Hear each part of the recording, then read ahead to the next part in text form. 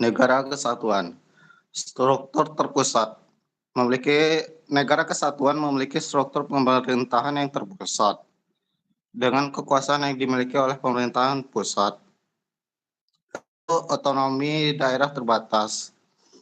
Negara kesatuan memiliki otonomi daerah terbatas, lalu daerah-daerah dalam negara kesatuan memiliki otonomi yang terbatas dengan wewenang yang diberikan oleh pemerintah pusat. Indonesia memiliki contoh negara kesatuan yang menerapkan desentralisasi terbatas melalui otonomi daerah.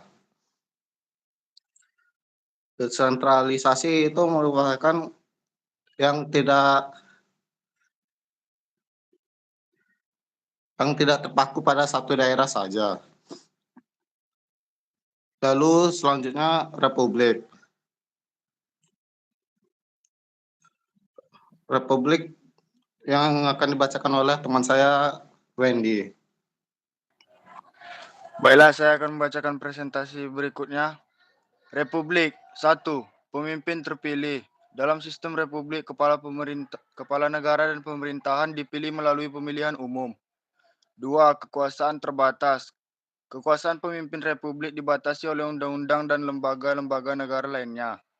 Contoh Indonesia. Indonesia menerapkan sistem republik dengan pemilihan presiden secara langsung oleh rakyat. Negara republik adalah suatu bentuk organisasi negara di mana kekuasaan politik dimiliki oleh rakyat atau wakil-wakil yang dipilih oleh rakyat, bukan oleh seorang monarki. Kepala negara dalam negara republik bisa berupa presiden atau jabatan serupa yang dipilih oleh pemilihan umum atau oleh badan legislatif. Contoh negara republik termasuk Amerika Serikat, Prancis, Indonesia, dan India. Baiklah, slide berikutnya akan dibacakan oleh teman saya.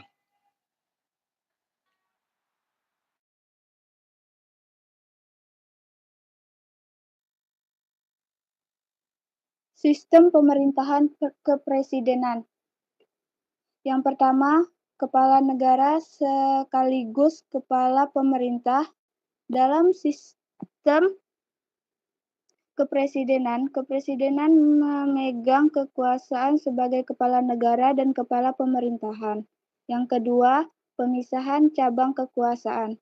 Terdapat pemisahan yang jelas antara cabang eksekutif, legislatif, dan yudikatif. Yang ketiga, contohnya Amerika Serikat. Amerika Serikat menerapkan sistem pemerintahan kepresidensial dengan pemilihan presiden secara langsung. Baik, materi yang selanjutnya yang akan dibacakan oleh Nia. Sistem pemerintahan parlementer. Yang pertama adalah kekuasaan legislatif. Dalam sistem parlementer, parlemen memiliki peran utama dalam menjalankan kekuasaan pemerintahan. Dua, yaitu kepala pemerintahan. Perdana Menteri atau kanselir bertindak sebagai kepala pemerintahan yang bertanggung jawab kepada parlemen. Yang ketiga, yaitu contohnya itu Inggris. Inggris menerapkan sistem pemerintahan parlementer dengan parlemen yang berperan sentral. Baiklah, materi berikutnya akan dijelaskan oleh Fitria.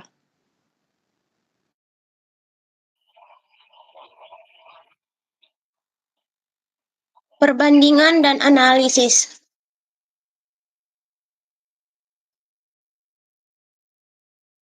Perbandingan dari bentuk negara. Negara kesatuan. Dalam negara kesatuan, kekuasaan politik dan administratif terpusat di tingkat pemerintahan pusat. Contohnya negara kesatuan adalah Prancis dan Jepang. Negara federal adalah negara di mana kekuasaan politik dibagi antara pemerintahan pusat dalam kurung federal dan entitas subsional seperti negara bagian atau provinsi. Contohnya negara federal adalah Amerika Serikat dan Jerman. Dari bentuk pemerintahan, yang pertama itu presidensial. Sistem pemerintahan presidensial adalah sistem di mana kepala negara juga berfungsi sebagai kepala pemerintahan dan memiliki kekuasaan eksekutif yang luas. Contohnya negara dengan sistem presidensial adalah Amerika Serikat dan Indonesia.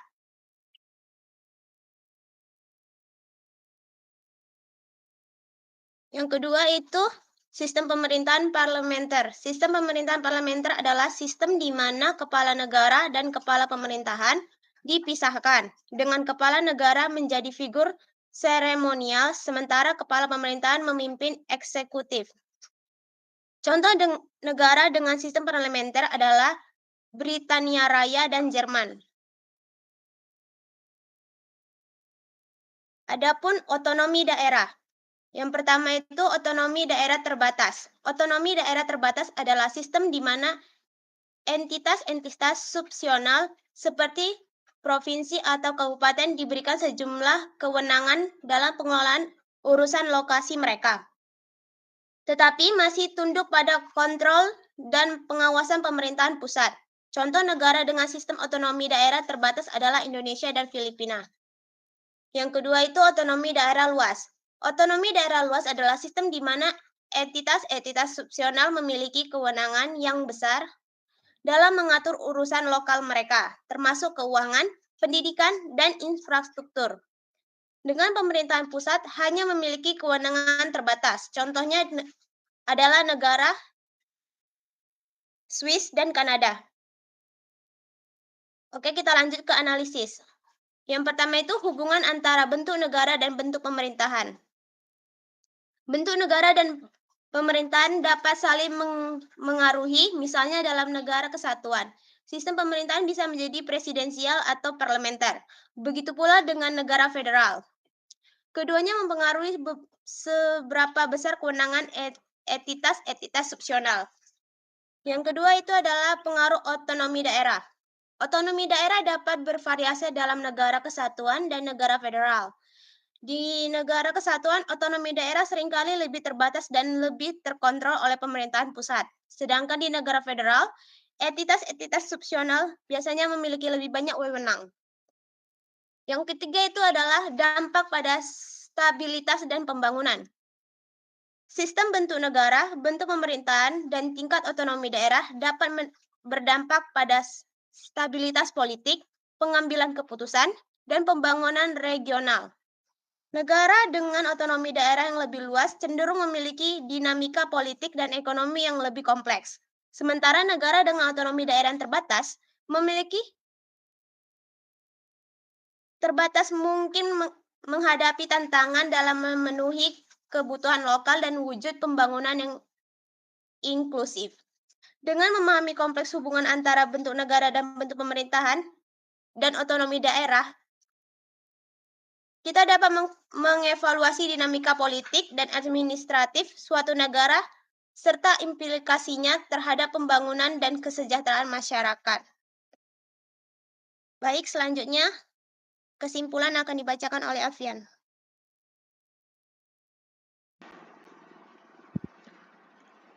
Baik, kesimpulan yang dapat kita ambil, setiap negara dan pemerintahan memiliki kelebihan dan kekurangan masing-masing. Pemilihan bentuk negara dan pemerintahan yang tepat harus mempertimbangkan faktor sejarah, budaya, dan kebutuhan masyarakat suatu negara. Sekian dari presentasi kami. Apabila ada yang ingin bertanya, mohon dipersilakan. Apabila ada yang ingin bertanya. Saya Syaza Rosjania ingin bertanya, bagaimana kekuasaan legislatif dijalankan dalam sistem parlementer?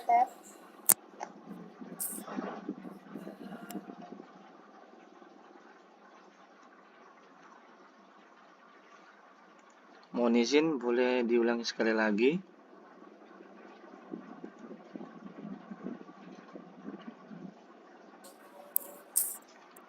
Bagaimana kekuasaan legislatif dijalankan dalam sistem parlementer? Baik, terima kasih Syaza. Saya simpan dulu pertanyaannya. Apakah ada yang ingin bertanya lagi? Saya Ebenezer Rajabuku ingin bertanya ke kelompok 3, apa yang dimaksud dengan otonomi daerah dan jelaskan penerapan otonomi daerah dalam konteks negara Republik Indonesia.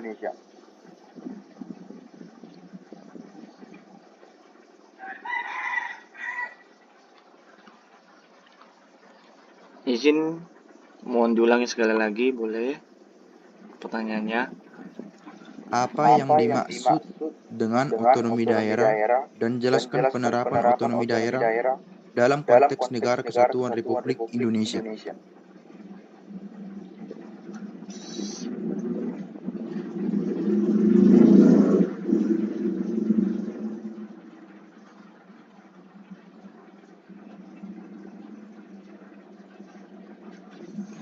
Baik, kepada saudara Ebenezer, pertanyaannya terima kasih. Saya simpan dulu pertanyaannya.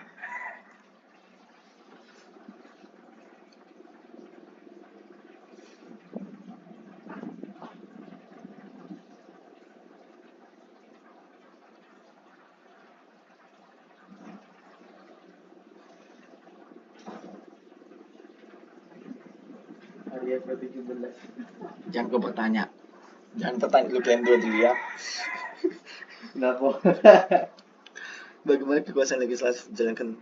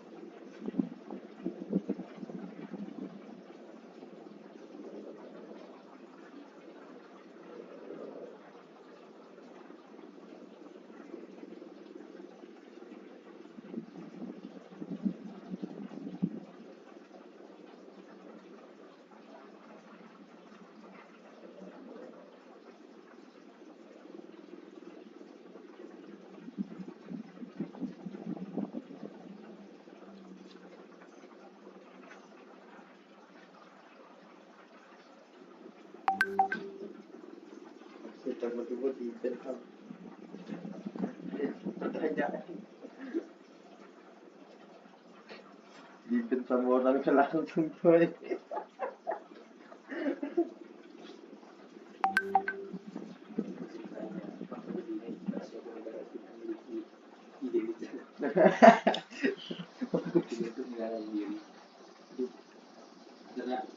Tolong bikin negara yang baru.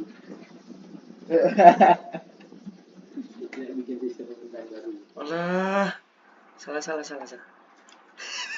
Salah cowok.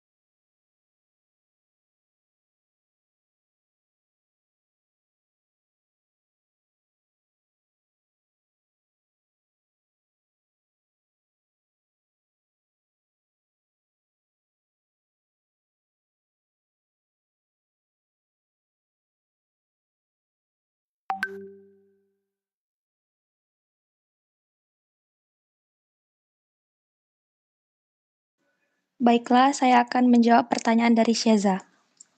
Pertanyaannya adalah, bagaimana kekuasaan legislatif dijalankan dalam sistem parlementer? Legislatif dijalankan oleh parlemen yang biasanya terdiri dari dua badan, yaitu Majelis Rendah dan Majelis Tinggi. Parlemen bertanggung jawab untuk membuat undang-undang, mengubah undang-undang yang ada, dan mengawasi kebijakan pemerintahan. Pemimpin parlemen biasanya berasal dari partai mayoritas dalam Majelis Rendah, dan mereka bertanggung jawab atas menjalankan pemerintahan sehari-hari, serta memastikan bahwa kebijakan-kebijakan yang diusulkan diterima oleh parlemen.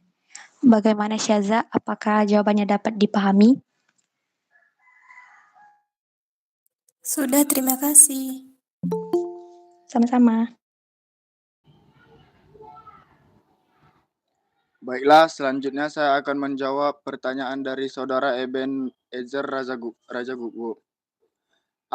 Pertanyaannya, apa yang dimaksud dengan otonomi daerah dan jelaskan penerapan otonomi daerah dalam konteks Negara Kesatuan Republik Indonesia? Jawabannya, otonomi daerah adalah prinsip pemerintahan di mana daerah-daerah di suatu negara diberikan wewenang untuk mengatur dan mengurus urusan pemerintahan dan kepentingan masyarakat setempat sesuai dengan kebijakan nasional. Penerapan otonomi daerah dalam konteks Negara Kesatuan Republik Indonesia mengacu pada kebijakan desentralisasi yang memberikan kewenangan kepada pemerintah daerah atau provinsi, kabupaten, dan kota untuk mengelola sebagian besar urusan pemerintahan dan kepentingan lokal. Contoh penerapan otonomi daerah di Indonesia meliputi pembagian wewenang, penetapan kebijakan lokal, pemilihan kepala daerah, penyusunan APBD, pengelolaan sumber daya alam. Penerapan otonomi daerah bertujuan untuk meningkatkan partisipasi masyarakat dalam pengambilan keputusan, mempercepat pembangunan di tingkat lokal, serta mendorong pemerataan pembangunan di seluruh wilayah Indonesia. Baiklah Saudara Eben, apakah jawaban tersebut bisa diterima? Sudah, terima kasih. Baik, terima kasih. Baik, apakah ada yang ingin bertanya lagi?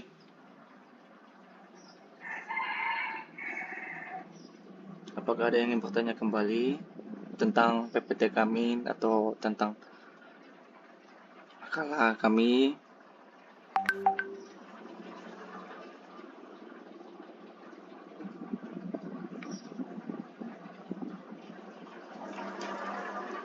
Baiklah, kalau tidak ada, saya tutup.